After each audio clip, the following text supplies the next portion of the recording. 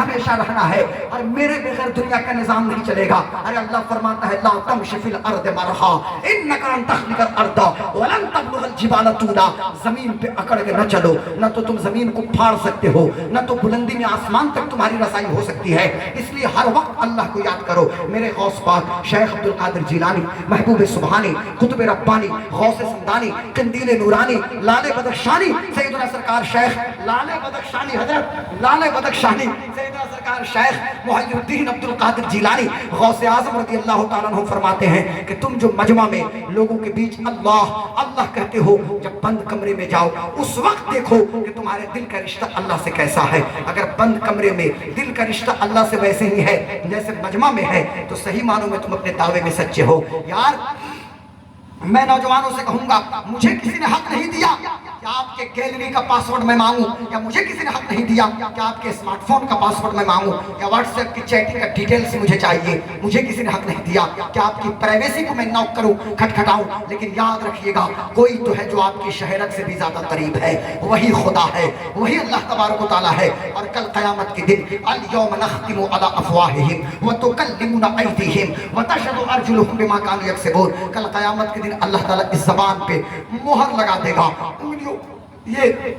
انگلیوں کی پورے، یہاں تو کی انگلیاں بولیں گی، یعنی جو بولنے کی چیز نہیں ہو وہ ساری چیزیں بولیں گی، اس لیے کہ جان لو کہ اللہ کے سوا کسی کی بندگی نہیں۔ تو بندگی کا یہ مطلب صرف نہیں کہ اپنی مقدس پیشانی کو اللہ کی بارگاہ میں جھکائیں، یہ تو ہے ہی، یقیناً اس موقع پیشانی جھکے گی تو اللہ کی بارگاہ میں جھکے گی، ہم دستے سوال دراز کریں گے تو اللہ کی بارگاہ میں کریں گے، لیکن اس کا مطلب یہ بھی ہے کہ ہر وقت ہر لمحہ خشیت ربانی سے آپ کا دل دھڑکتا رہے۔ اور میرے بابا جی کہتے ہیں کہ صرف تم اللہ اللہ کہو گے، اللہ اللہ کہنے سے تمہیں اللہ نہیں ملنے والا، بلکہ صرف اللہ اللہ کہنے سے اللہ نہیں ملنے والا۔ اللہ اللہ کہو لیکن تمہارا ظاہر اور باطن بھی ایک ہونا چاہیے۔ دل کی کیفیت یہ رکھو کہ اللہ ہر وقت ہمیں دیکھ رہا ہے۔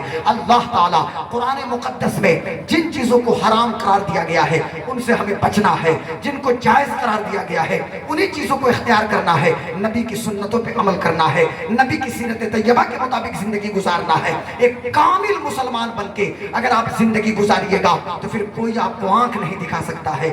آپ کا کیریکٹر بولے نبی نبی، آپ کا کردار بولے نبی نبی، آپ کا چلنا بولے نبی نبی، آپ کا اٹھنا بولے نبی نبی، آپ کے معاملات بولے نبی نبی، آپ کی تجارت بولے نبی نبی، یعنی نبی کی عطاؤں کے مطابق جب آپ کی زندگی گزرے گی تو پھر ایک غیر مسلم کو بھی کہنا پڑے گا کہ ہم نے نبی کی سنتوں کو چلتے پھرتے بازاروں میں دیکھا، مجھے پوچھنا پڑے گا کس کی شکل میں دیکھا، انہیں کہنا پڑے گا ہم نے مسلمانوں کی شکل میں دیکھا ہے، مسلم نوجوانوں کی شکل میں دیکھا ہے۔ اس لیے مسلمانوں اور میرے قوم کے نوجوانوں، یہ بڑا آسان ہے کہ طاقت کے زور پہ کسی کے خیال کو بدل دیا جائے، یہ بھی بڑا آسان ہے کہ ہتھیار کے بل بوتے پہ یا دولت کے بل بوتے پہ کسی کو جھکا دیا جائے، لیکن یہ ممکن نہیں ہے کہ پہلے دلوں میں انقلاب برپا کیا جائے۔ چند لمحوں کے لیے طاقت کی بنیاد پہ کوئی جھک جائے، دولت کی وجہ سے جھک جائے، لیکن پھر وہ سر اٹھا کے چلے گا اور پھر اس کی حالت یہ ہوگی کہ اس راستے سے وہ روکردانی اختیار کرے گا۔ لیکن جب دلوں کی دنیا بدل جاتی ہے اور جب دلوں میں انقلاب برپا ہو جاتا ہے تو پھر دنیا اپنے ماتھے کی نگاہوں سے دیکھتی ہے کہ مکے میں ایسے ایسے لوگ ہمارے بیچ آتے ہیں کہ کل تک جو حضور کے دشمن تھے اب حالت یہ ہے کہ انہی کا نعرہ ہو رہا ہے کہ کروں تیرے نام پہ جاں فدا، نہ بس ایک کیا دو جہاں فدا، دو جہاں سے بھی نہیں جی بھرا، کروں کیا کروڑوں جہاں۔ واہ ماشاءاللہ، بہت عمدہ۔ اس لیے میں کہنا یہ چاہتا ہوں دلوں میں انقلاب برپا کیا ہے محمد عربی صلی اللہ علیہ وسلم، اور حضور کی زبان سے ہمیں قرآن ملا ہے نا، یہ قرآن ہمیں کیا ڈائریکٹلی مل گیا، حضور کی زبان سے یہ قرآن ملا ہے۔ فرمایا گیا جان لو کہ اللہ کے سوا کسی کی بندگی نہیں۔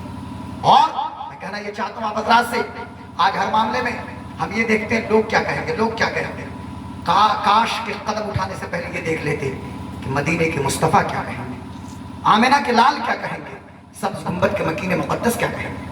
جب فرما دیا گیا کہ جان لو کہ اللہ کے سوا کسی کی بندگی نہیں، تو پھر ہر معاملے میں تو اللہ سے رشتہ۔ اب اللہ تعالیٰ سورہ آل عمران کی آیت نمبر 200 آخری آیت میں اللہ نے ارشاد فرمایا ایھا الذین آمنوا اصبروا وصابروا ورابطوا واتقوا اللہ لعلکم تفلحون۔ اللہ نے ارشاد فرمایا ایمان والو صبر کرو، صبر میں دشمن سے بھی آگے نکل جاؤ اور اللہ سے رابطے میں رہو، اللہ سے رابطے میں رہو۔ ایک کانسیپٹ میں آپ کو بتا رہا ہوں، میرے بچوں، میرے بھائیوں، میرے نوجوانوں اور میرے چچا لوگ موجود ہیں۔ اللہ سے رابطے کا کانسیپٹ کیا ہے؟ صوفیہ فرماتے ہیں بزرگان دین، چونکہ میں صوفی ہوں الحمدللہ اور مجھے صوفی ہونے پہ فخر ہے. اور یہ قاری اختر ضیاء صاحب جو کہتے ہیں وہی آدمی ہوتا ہے. آج راستے پر انہوں نے مجھ کو صوفی صاحب کہا. تو صوفی تو امام غزالی صوفی، امام فخر الدین رازی صوفی، اعلیٰ حضرت امام اہل سنت امام محمد رضا خان فاضل بریلوی صوفی. صوفیہ کی اصطلاح میں جب رابطے کی بات آئی تو فرمایا گیا کہ کم سے کم اتنا رابطہ تو رہے کہ فجر میں رابطہ ہو، ظہر میں اللہ سے رابطہ ہو، عصر میں ہو، مغرب میں ہو، عشاء میں رابطہ ہو. اور سنیے ایک بات بڑی ذمہ داری سے آج یہاں بول کے جا رہا ہوں. لائیے سادہ کاغذ لکھ دیتا ہوں اور اپنی مہر بھی لگا دوں گا اور سائن بھی کر دیتا ہوں آج کی تاریخ میں. اگر ہمارا رویہ ایسے ہی رہا جو آج کل ہم نے بنا کے رکھا ہے اپنے مسجدوں کے حوالے سے، تو آنے والے 5 سے 10 سال میں ہندوستان کے اپر ہاؤس اور لوور ہاؤس، اپر ہاؤس یعنی راجیہ سبھا، لوور ہاؤس یعنی لوک سبھا میں جن کو لیٹرین پیشاب کرنے کا طریقہ نہیں پتا ہے، جن لوگوں کو مونچھ رکھنے کا طریقہ نہیں پتا، جن کو روڈ پہ چلنے کا طریقہ نہیں پتا، وہ چلائیں گے اور بولیں گے کہ فجر ظہر عصر مغرب عشاء میں تالا بند کرو، صرف جمعہ میں کھولو، اس لیے کہ مسلمان صرف جمعہ میں مسجد جاتے ہیں.